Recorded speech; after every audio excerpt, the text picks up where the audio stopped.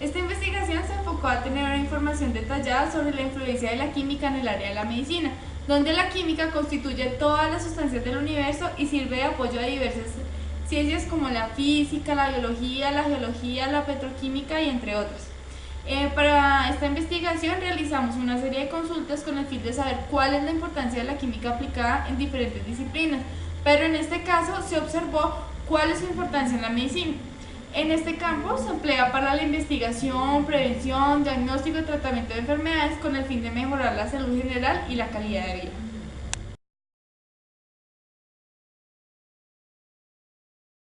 El científico Linus Pauling definió la química como la ciencia que estudia las sustancias, su estructura, sus propiedades y las reacciones que las transforman en otras sustancias.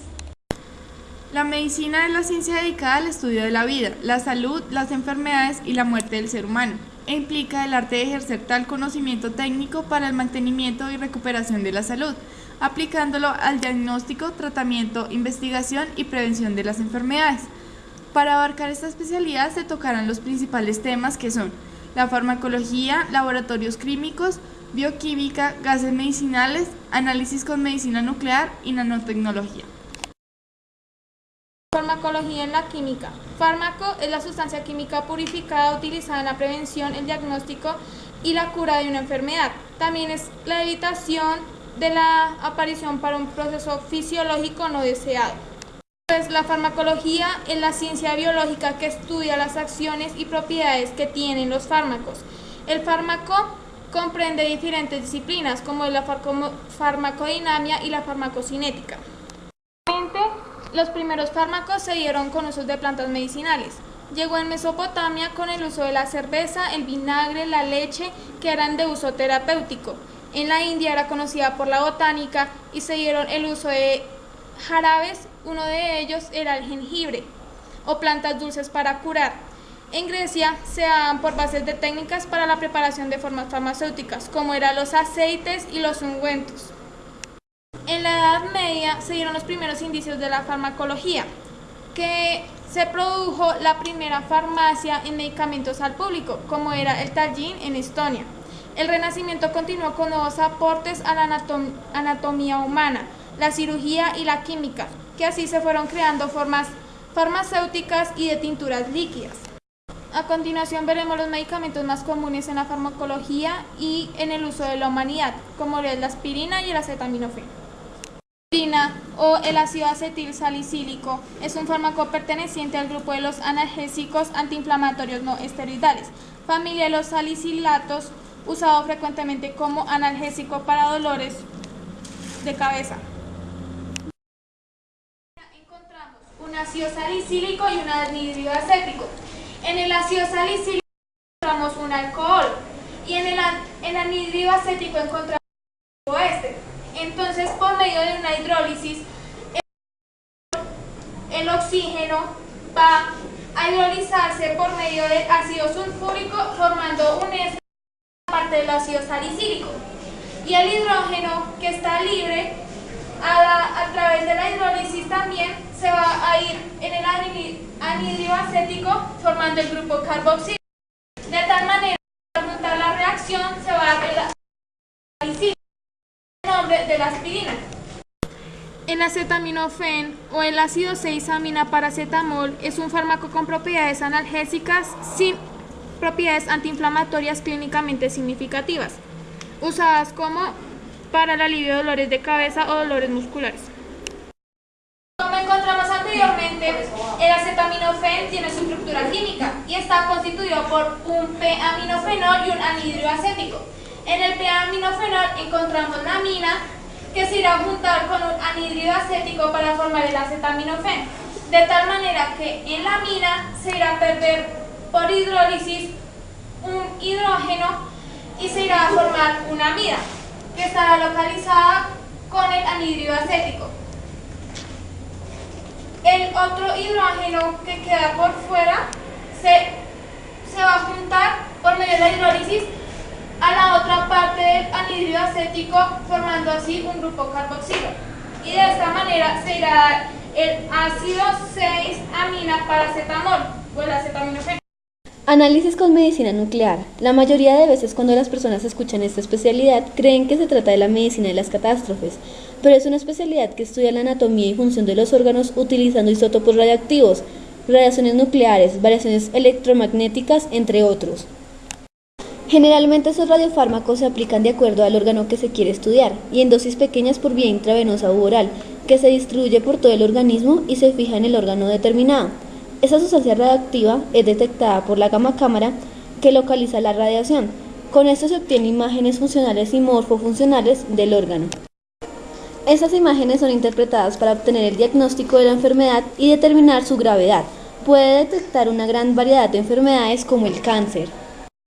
Estas imágenes son estudiadas en diferentes campos, como en el diagnóstico, que son interpretadas para obtener el diagnóstico de la enfermedad y determinar su gravedad. En la prevención, también revela alteraciones de enfermedades mucho antes de que se presenten los síntomas y se puede investigar con mayor profundidad estas enfermedades. Los isótopos que se manejan para estos métodos son inestables, para producir radiación, rayos gamma y producir las imágenes. Los radiofármacos son elementos de la tabla periódica y los más comunes son los que se pueden observar en la siguiente imagen.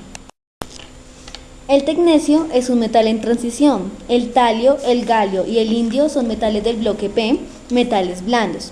El flúor y el yodo son halógenos, el xenón es un gas noble, el fósforo pertenece a la familia del nitrógeno, el samario pertenece al grupo de los lantánidos y el estroncio es un alcalino térreo.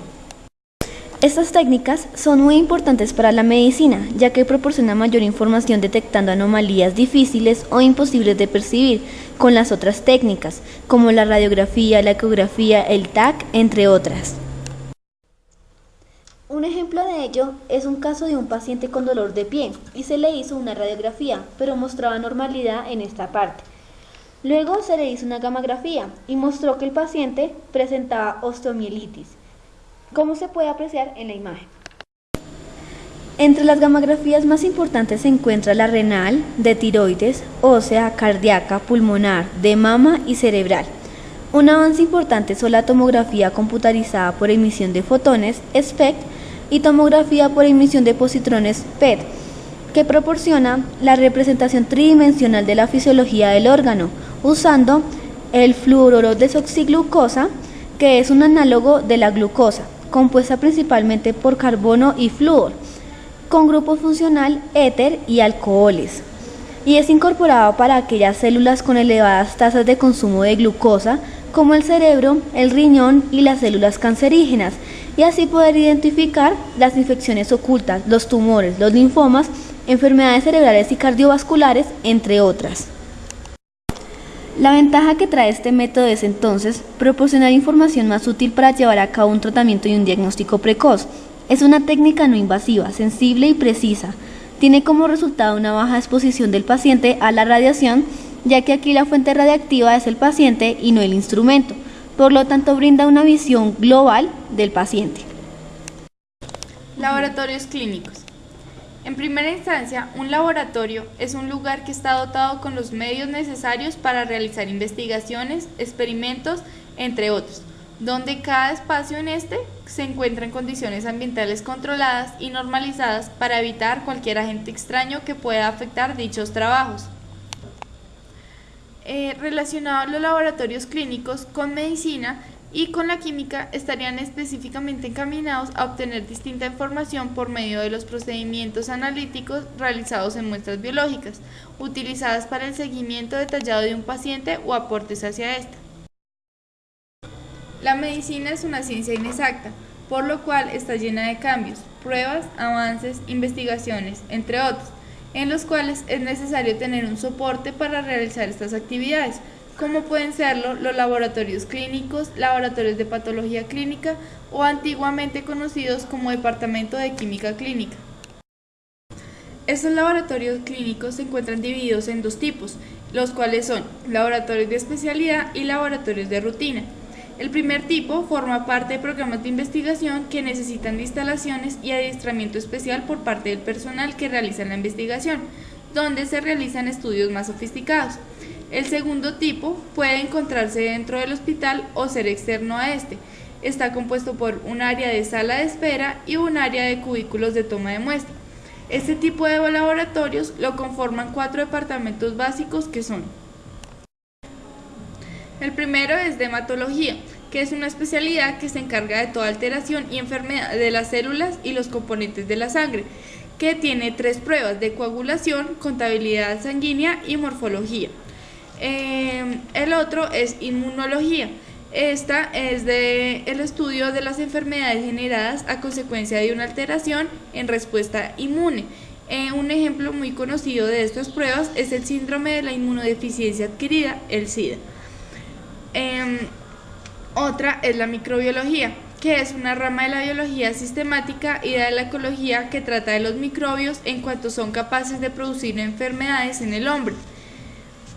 Y la bioquímica, por último, que comprende el estudio de los procesos metabólicos y moleculares en la relación con los cambios tanto fisiológicos como patológicos o los inducidos por actuaciones terapéuticas. Estos se encargan de exámenes generales de orina, de dióxido de carbono en sangre y química sanguínea de rutina. La principal función de este tipo de laboratorios es servir de almacén de sangre, donde se realizan diferentes análisis como pueden ser determinar el grupo sanguíneo, el RH, pruebas de detección de anticuerpos, pruebas de detección de infecciones que pueden ser hepatitis B y C, VIH, sífilis, virus del Nilo Occidental, entre otros que van muy de la mano con la bacteriología. Los laboratorios químicos son de mucha importancia y de gran ayuda para la medicina, ya que a través de estos puede realizarse un detallado seguimiento que conlleva el estudio, prevención, diagnóstico y tratamiento de las diferentes patologías que presenta el cuerpo humano, y además que ocupa el 70% de los procedimientos que deben efectuarse en medicina, se fundamentan pruebas de diagnósticos que son realizados en estos laboratorios. La química clínica utiliza procesos químicos para medir los niveles de los componentes químicos en la sangre, y las muestras más comúnmente utilizadas en la química clínica son la sangre y la orina. Hay ciertos tipos de compuestos químicos para analizar, presentes en la sangre o en la orina, como lo son la glucosa, que es un monosacárido, los electrolitos, como el sodio y el potasio, que son algunos elementos de la tabla periódica, que son metales alcalinos y son blandos, y el cloruro, que es un compuesto que lleva un átomo de cloro en estado de oxidación formal -1. Hay otras enzimas como las que pertenecen al perfil hepático, como la amilasa, que son empleadas en la fabricación de pan para romper azúcares complejos como el almidón, y tiene una actividad enzimática a un pH de 7. Y la creatina fosfoquinasa, que es una enzima que se encuentra exclusivamente en el tejido cardíaco, las cuales se caracterizan por catalizar la fosforilación de la creatina para producir fosfocreatina. Y por último, los lípidos, donde están los triglicéridos, formados por una molécula de glicerol y por 3 ácidos grasos, ya sean saturados o insaturados. Y el colesterol, donde en una molécula de este se puede distinguir una cabeza polar constituida por el grupo hidroxilo y una cola apolar formada por el carbociclo de núcleos condensados y los sustituyentes alifáticos. Así, el colesterol es una molécula tan hidrofóbica al igual que los otros lípidos. Es bastante soluble en disolventes apolares como el cloroformo. El laboratorio clínico es ahora considerado como indispensable por la calidad de sus análisis y resultados, por ser precisos y exactos en ellos. Aportan mucho a un paciente en cuanto a que arrojan sus resultados en pro de él y de su seguridad, pues a través de distintos exámenes se determina si es positivo o negativo el diagnóstico dado por el médico para finalmente llegar a saber cuál será el pronóstico del paciente en cierta enfermedad. Por esto es que la química es tan importante en este campo.